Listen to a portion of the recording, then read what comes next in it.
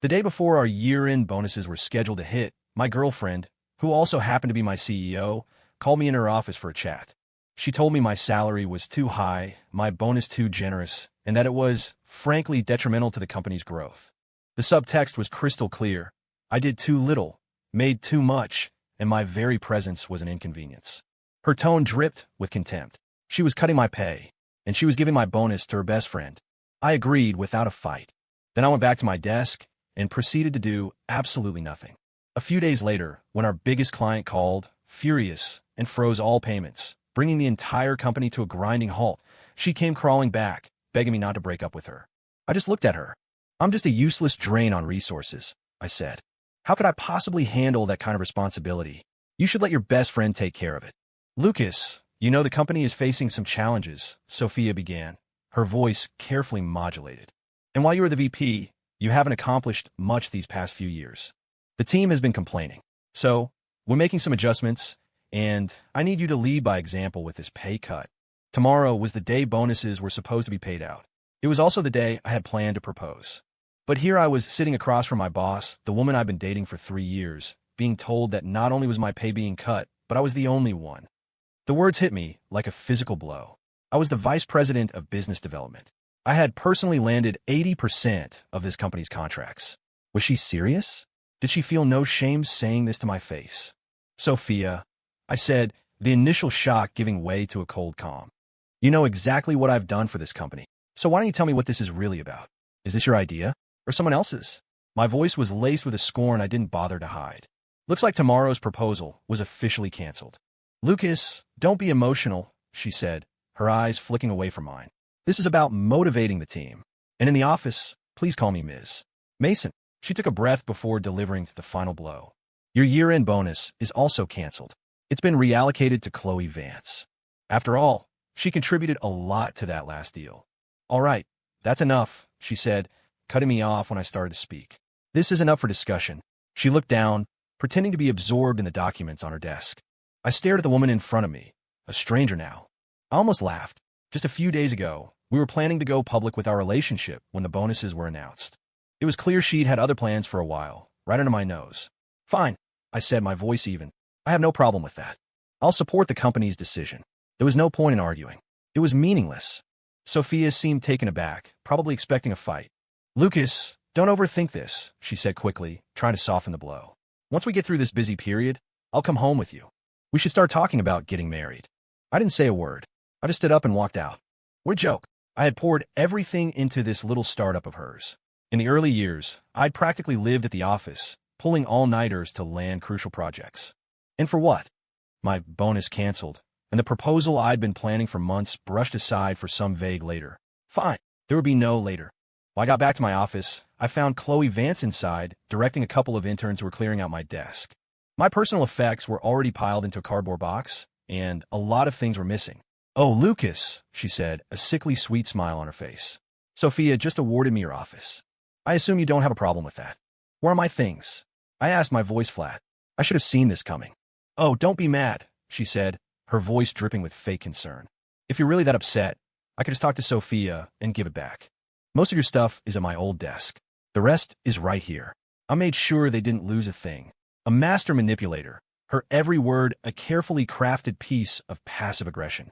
I glanced around at the other employees, people I had personally hired and mentored. They used to flock around me. Now, they were all staring intently at their screens, pretending to be buried in work. It's fine, I said, forcing a smile. Sophia gave it to you. You should have it. This is the VP's office, after all. You can have the title, too. I picked up the box with my remaining things. Lucas, don't joke like that, Chloe said, though her eyes lit up at the suggestion. I could never handle being VP. She feigned humility. Sophia just said we all needed to cross-train in different departments. She moved me from PR to business development to help you, to lighten your load. As if on cue, Sophia's assistant walked over. She didn't even look at me. This year, Chloe Vance had the best performance, single-handedly landing the Sterling Corporation account, she announced to the open plan office. Effective immediately, the company is appointing Chloe Vance as vice president, with full oversight of the business development department. Then, she finally turned to me. As for you, Lucas, right, Ms. Mason said you've worked very hard these past few years.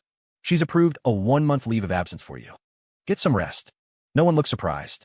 It was obvious they had all known this was coming. I was the only one left in the dark.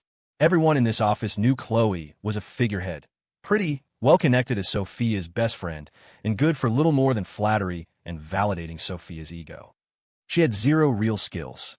Now that the Sterling contract was signed, they clearly felt I was too powerful, that they didn't need to keep up the pretense anymore. This wasn't a promotion. It was a coup.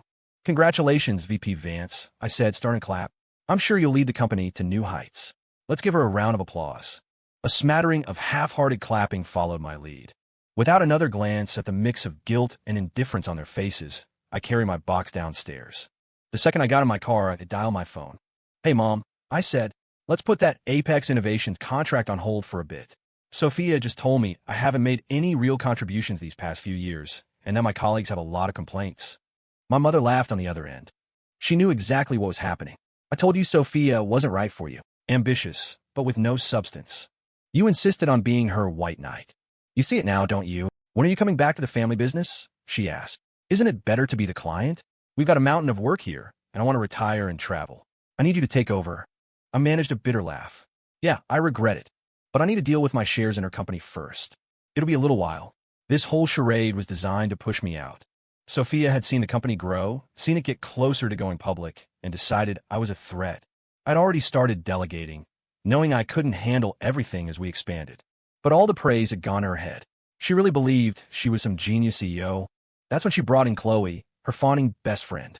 Chloe had zero qualifications, but Sophia protected her, even promoting her from PR to the core of our business operations.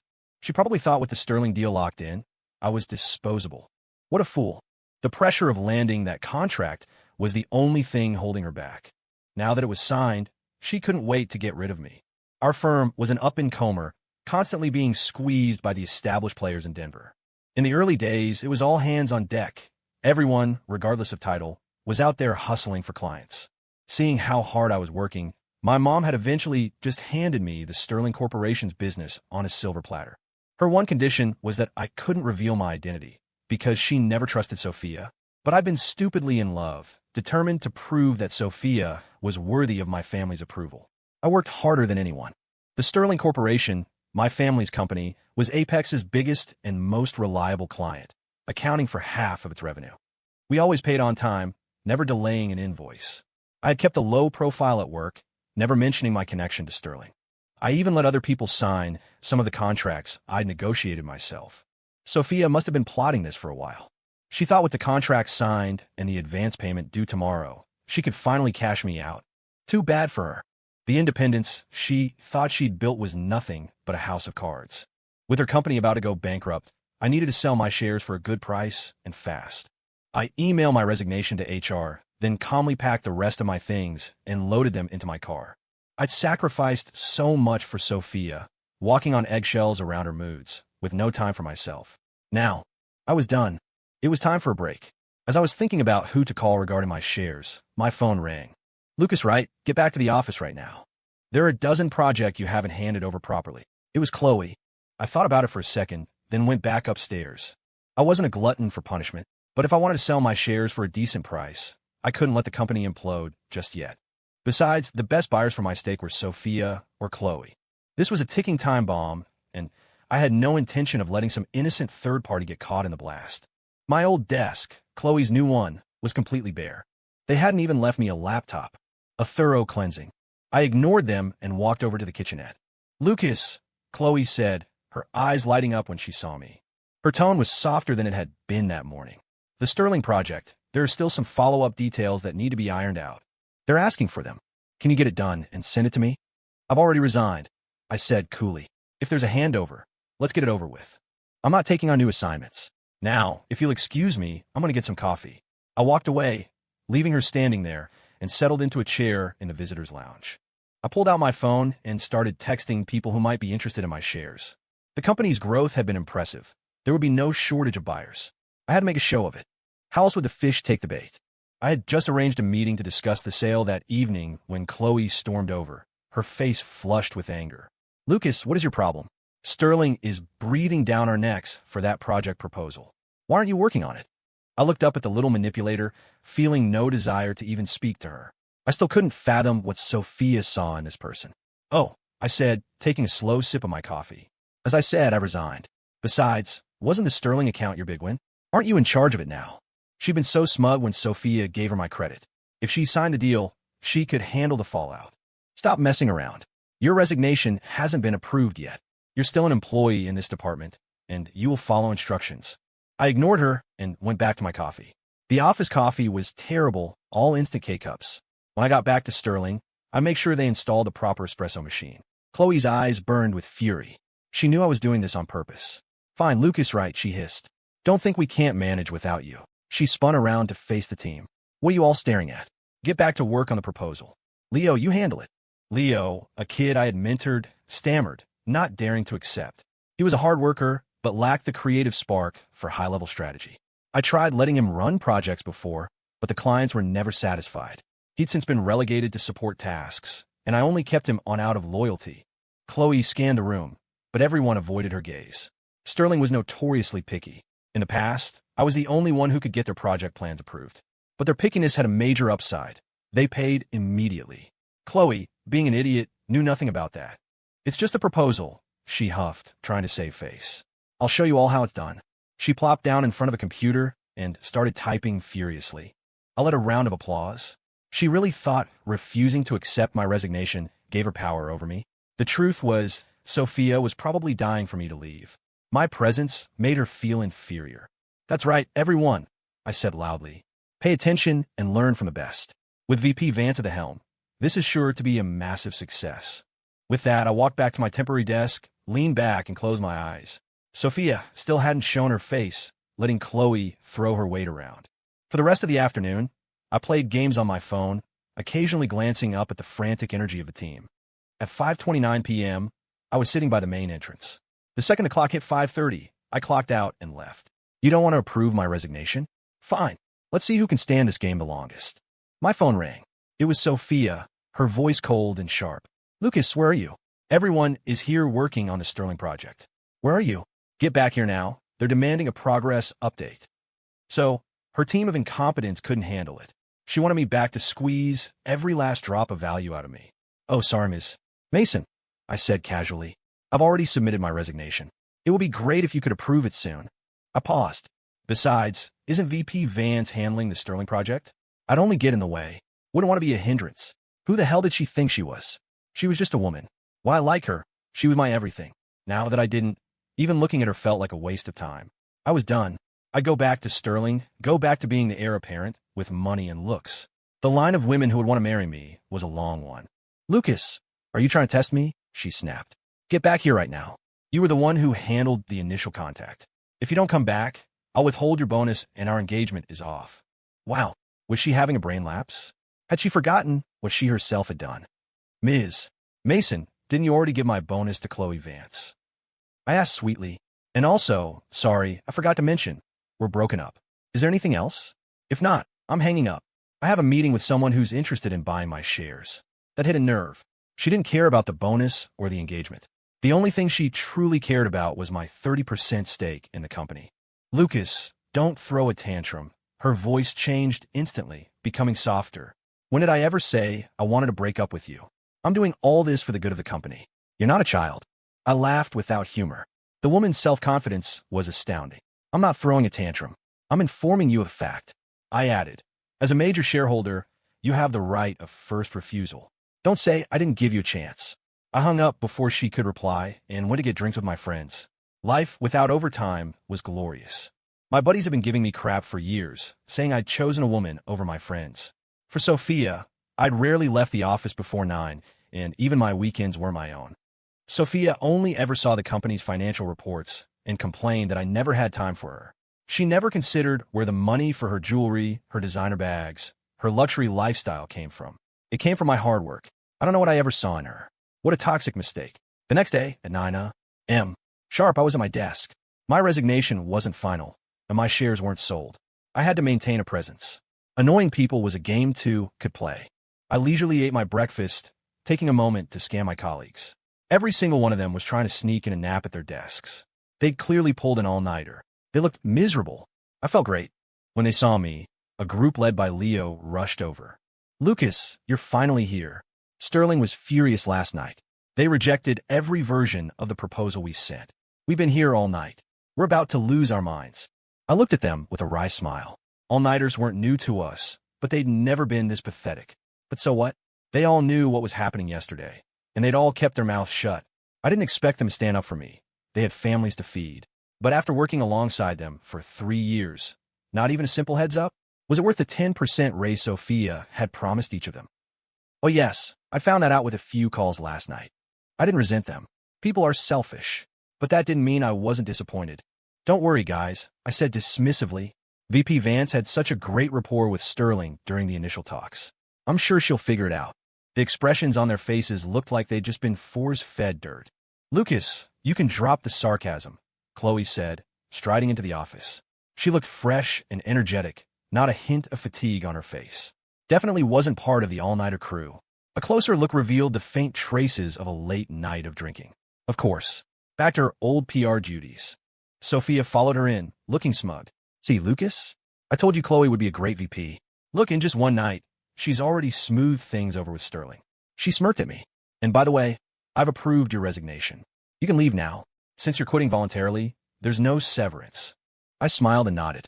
At least we accomplished one thing today. As for Sterling being smoothed over, that was news to me. The project manager from Sterling had been out drinking with me last night. Others might not know my identity, but he certainly did. He'd spent half the night vowing to teach Sophia a lesson. Sophia, oblivious, glanced at me triumphantly and addressed her team. Keep refining the proposal. We need to deliver the final version to them tonight. I nodded to myself. So that's what smoothed over meant. She just bought them another day.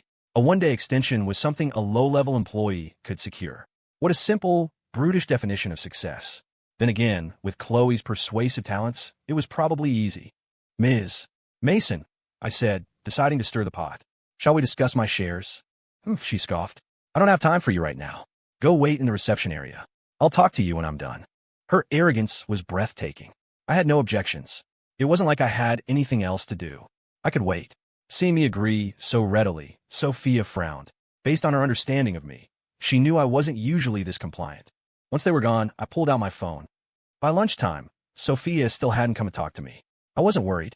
I ordered food delivery for myself, choosing the most pungent thing I could think of, durian fruit. I sat there eating it, enjoying the pained expression on Leo's face. Lucas, man, have a heart, he pleaded. The whole office smells. We know you're upset, but we have bills to pay. Don't make it harder on us. I gestured toward Sophia's office. Fine. Go tell Ms. Mason that I'm leaving at 5 on the dot. If she wants to talk about the shares, she'd better hurry up. If we wait until tomorrow, they might not be available. I turned away from Leo's constipated expression, tossed the empty container, and ordered a delivery of fried fish to eat next.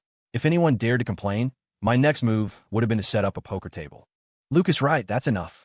Sophia marched out of her office, Chloe trailing behind her, both of them furious. I shrugged nonchalantly. What's wrong, Ms. Mason? I'm waiting for you, just like you asked. The reminder was just a friendly courtesy. I'd hate for you to have any regrets. Sophia waved her hand impatiently. Lucas, get out. Just get out of my building.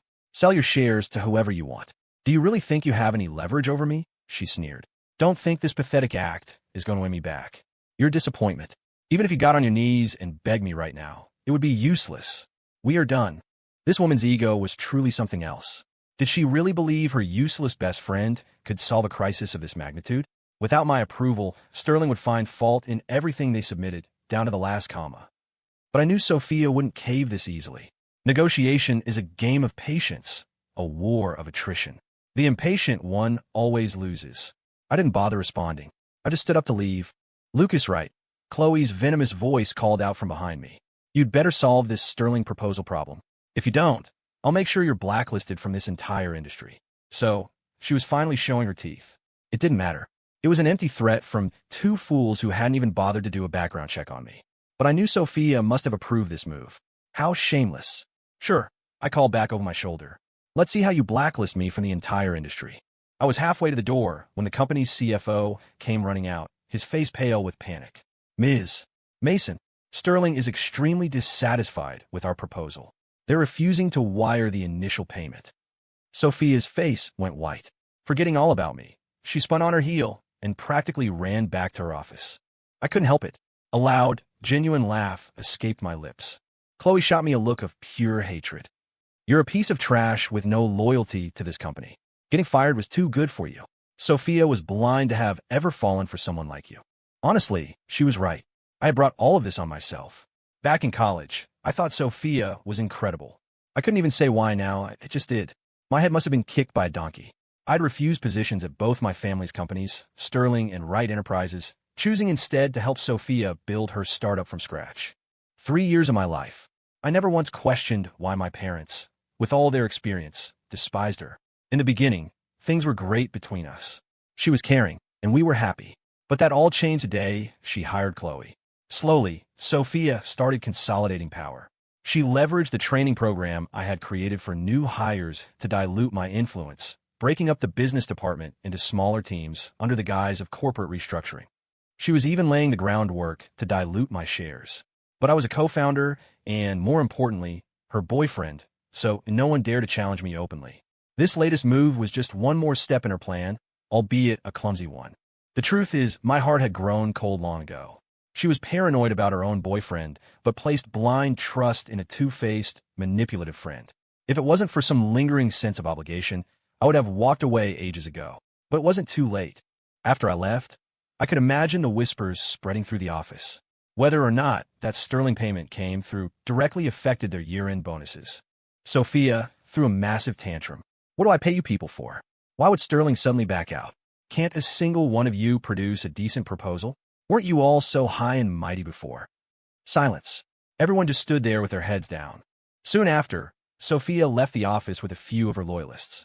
Among the friends I'd met for drinks yesterday were several who couldn't stand Sophia. They had only tolerated her for my sake. Now, the gloves were off. I made a point of having a very public dinner with executives from several of Sophia's biggest competitors to discuss the sale of my shares. I made sure word got back to her. Lucas, I need to talk to you. Sophia was standing by my table at the restaurant, her eyes dark as she looked at the men sitting with me. She recognized them, of course. They were all her rivals, and they were genuinely interested in buying my shares. After all, owning shares held by the heir to the Sterling Corporation was a golden ticket to massive contracts. Who would say no to that? My friends, knowing their part was played, politely excused themselves. They knew I wasn't there to sell anything. I was just setting a trap and waiting for my prey to walk into it. Now that she was here, their job was done. Ms. Mason, you're a real piece of work, I said, my voice dripping with sarcasm. When I wanted to talk about the shares, you blew me off. Now that I'm talking to other people, you come running. Are you allergic to not being a pain in the ass?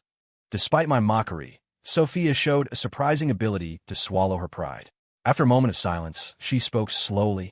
Lucas, you've been so on edge lately. I admit, I was a bit impulsive. Chloe really doesn't mean any harm. I brought her with me today so she could apologize to you. She gestured to Chloe, who stood silently beside her. Come back to the company, Sophia pleaded. I was just angry with you before. If you come back, the VP position is still yours. Okay, and once the Sterling project is fully underway, we'll get married. Isn't that what you've always wanted? I laughed coldly. The woman could lie without even blinking. She runs into trouble, and suddenly she remembers me. Marriage? What did that have to do with me? She could go marry a stray dog for all I cared. Sophia, we broke up. You can drop the emotional blackmail, I said flatly. I don't care what you and Chloe are plotting, and I don't need an apology. The only reason you're here is because the Sterling deal is falling apart. Your highly capable friend Chloe landed that deal single-handedly, didn't she? So why are you talking to me? If you want to talk about the shares, have a seat. If not, go back where you came from and don't interrupt my business. Seeing my unyielding stance, Sophia knew she wasn't going to get what she wanted today, but she wasn't ready to give up on the shares either. In her mind, the company belonged to her and her alone. The problem was, she didn't have the money to buy me out. Not even close. Perhaps sensing the stalemate, Chloe stepped forward with a dismissive air. Fine. The shares. I'll buy them. Perfect. I loved impulsive people. I held up one finger. $100 million. Based on the company's current valuation, it's a fair price.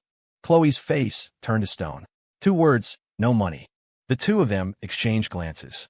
Finally, clenching their jaws, they agreed. Half of the money came from Chloe's entire life savings. The other half was from a high-interest loan, a loan that I had graciously helped connect them with. The 1% finder's fee wasn't much, but I enjoyed the principle of it.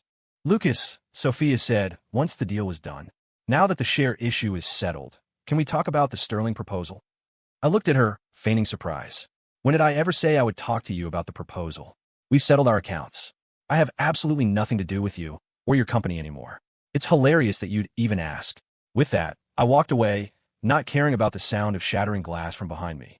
That night, my mom called, her voice full of amusement. Apparently, after failing with me, Sophia and Chloe had gone directly to Sterling's headquarters to plead their case.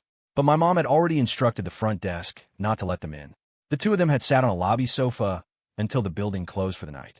I thought Sophia might have learned her lesson, that she wouldn't humiliate herself in front of me again. But after all these years, I was only now discovering that her skin was thicker than a castle wall. When I got home, a lone figure was huddled by my front door. I flipped on the porch light. It was Sophia. I had no intention of letting her inside. "Lucas, you've really misunderstood me," she began, her voice desperate. "I promoted Chloe because of her connections. You know how many people she knows. What you're doing now, it's breaking my heart. The Sterling project is crucial. The company is your baby, too. Can you really bear to see it destroyed?" "I know," she continued, her voice trembling. "I kept things from you, and I had to win Chloe over, and that made you unhappy. I'm apologizing to you now. Please." I had zero interest in her lies. This woman was incorrigible. When I was good to her, she took it for granted. The second she thought she had a little power, she started playing games. What would have happened if she had actually married into my family? As for Chloe's connections, she meant the men she slept with. Help her? Don't insult a purely transactional relationship. Sophia, I've made myself perfectly clear. We broke up. The company has nothing to do with me anymore. Find someone else to solve your problems. I moved to unlock my door. With a thud, Sophia dropped to her knees. "Lucas, you really won't help me? After all our years together, you can just throw it all away." She grabbed my leg, her voice cracking. "Come back. I promise, the VP job is yours. We'll get married next year." It was the highest price she could possibly offer. Huh, vice president of her company? I only took that job to help her. A VP title at a small-time firm like hers was beneath my notice. As for marriage, even funnier. When I was the one begging to propose, she played games, trying to manipulate me.